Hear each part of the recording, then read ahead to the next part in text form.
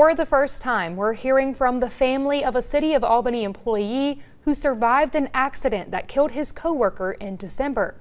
56-year-old Clinton Bradford is the surviving employee who was buried while working alongside 28-year-old Sebastian Dykes Jr. on December 18th.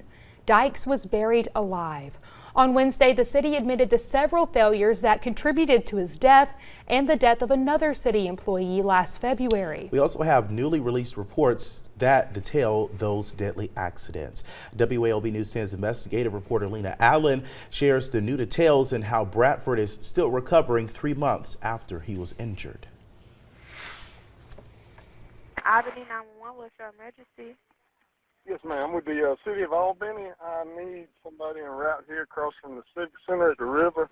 A tragedy that set off the alarm about a broken system inside the City of Albany's safety protocols. So you think he slipped into it or you know it? Well, he had to slip in. The City of Albany says a lack of standard operating procedures contributed to Public Works employee Darius Stevens drowning on February 12th. We don't take this lightly. Decisions should have been made different.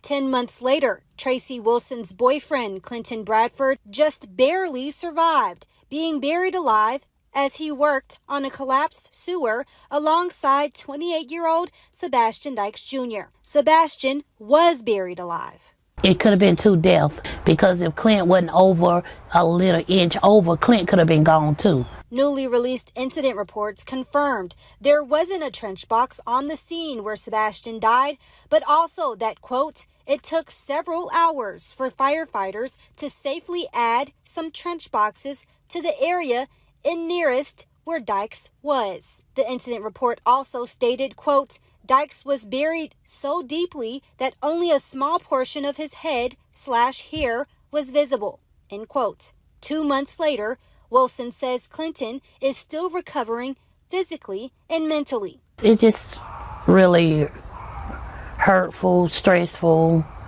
Now, I've spoken with both families of Darius Stevens and Sebastian Dykes Jr. They tell me they're still trying to cope with the loss of their loved ones. Sebastian's dad tells me he plans to stay on top of the city to continue getting answers about his son's death.